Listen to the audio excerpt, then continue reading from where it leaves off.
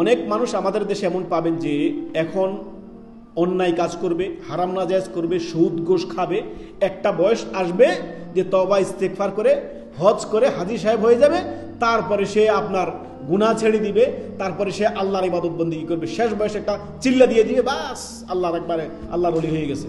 না না না না না, সুবহানাল্লাহ। আর আমাদের যুবকরা ঘুরতেছে কোন দিকে? মুরব্বীরা ঘুরতেছে বৃদ্ধ বয়সের জন্য, আর যুবকরা ঘুরতেছে নেতার পিছনে, দৌড়াচ্ছে নেতার পিছনে। যুবক দৌড়াচ্ছে গায়ক গায়িকা নায়ক নায়িকার পিছনে দৌড়াচ্ছে না? কার ভয় থেকে? যুবকের যৌবন। নবী সাল্লাল্লাহু আলাইহি ওয়াসাল্লাম কি বলেছেন? আল্লাহু আকবার। ওই যে 7 শ্রেণীর আপনার লোককে আল্লাহ তাআলা আপনার আরশের নিচে ছায়া দিবেন, আল্লাহর ছায়া ব্যতীত আর অন্য কারো ওই দিন আর কারো ছায়া থাকবে না। ওয়াশাবুন নাশা ফি ইবাদাতিল্লাহ, ওই স্বভাব, ওই যুবক, ওই স্বভাব, ওই যুবক যেই যুবক তার যৌবনকে আল্লাহর রাহে কাটিয়েছে, তার রাসূল মুহাম্মদুর রাসূলুল্লাহ সাল্লাল্লাহু আলাইহি সাল্লামের আপনার ইত্তেবায় কাটিয়েছে। কোথায় আপনার যুবক? যুবক কি করতেছে? সারাটা জীবন, সারা যৌবন শেষ করে দিয়েছে নেতার দৌড়িতে। আপনি বেশি কিছু না, আমাদের সমাজে আপনি জরিপ করেন, শতকরা কয়জন যুবক আল্লাহ এবং কি তার রাসূল সাল্লাল্লাহু আলাইহি সাল্লামের আদর্শ অনুযায়ী, মুহাম্মদুর রাসূলুল্লাহ সাল্লাল্লাহু আলাইহি সাল্লামের আদর্শ অনুযায়ী জীবন করতেছে? কয়জন যুবক আপনার নিজের যৌবনকে অতিবাহিত করতেছে আল্লাহর রাহে, মুহাম্মদুর রাসূলুল্লাহ সাল্লাল্লাহু আলাইহি সাল্লামের আদর্শে? কয়জন যুবক আপনি পাবেন? যুবকের সারা যৌবন কেটে গেছে নেতার পিছনে দৌড়াইতে, রাজনীতি করতে করতে। যুবকের সারা জীবন যৌবনে যে তারুণ্য সেটা কাটিয়েছে সে আপনার কনসার্টে, গান বাজনায়, নায়ক নায়িকা, গায়ক গায়িকায়, ফুটবলার, ক্রিকেটারের পিছনে দৌড়াইতে কাটে নাই? সুবহানাল্লাহ। অথচ মুহাম্মদুর রাসূলুল্লাহ সাল্লাল্লাহু আলাইহি ওয়াসাল্লাম বলেছেন, যুবক সুসংবাদ শোনো, যদি তোমার এই যৌবনকে তুমি কন্ট্রোল করতে পারো, যৌবনকে তুমি আল্লাহর রাহে তুমি কি করতে পারো? পরিচালিত করতে পারো, তোমার জন্য সুসংবাদ। ওয়াশাবুন নাশা ফি ইবাদাতিল্লাহ, ওই যুবক যেই যুবক আল্লাহর রাহে তার যৌবনকে অতিবাহিত করবে, তার যৌবনকে মুহাম্মদুর রাসূলুল্লাহ সাল্লাল্লাহু আলাইহি সাল্লামের দেখানো পথে, রাসূলের আদর্শে আপনার জীবন গড়বে, রাসূলের আদর্শ মোতাবেক চলবে, ওই যুবকের জন্য সুসংবাদ যে 7 শ্রেণীর লোককে আল্লাহ রব্বুল আলামিন তার আরশের নিচে ছায়া দিবেন।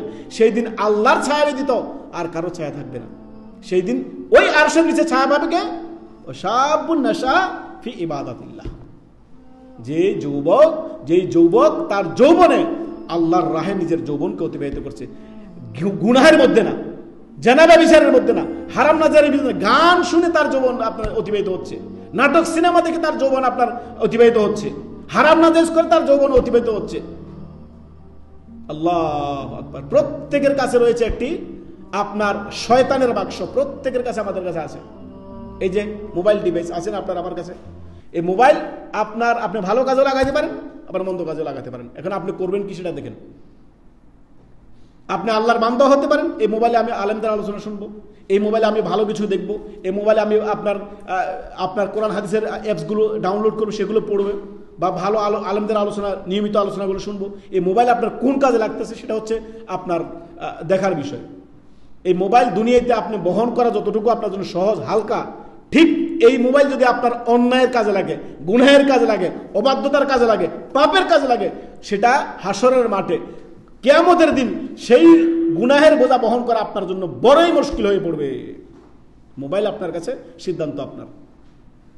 আপনি এখানে আছেন, কেউ আপনার সাহস করবেন না গুনাহ করার, কেউ না।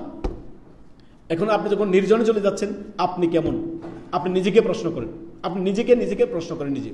বাস, গুনাহ করতেছেন, অন্যায়ের মধ্যে জড়িয়ে আছেন, ধরুন হঠাৎ করে আপনার মৌত আসে বলল, কি অবস্থাটা হবে আপনাদের?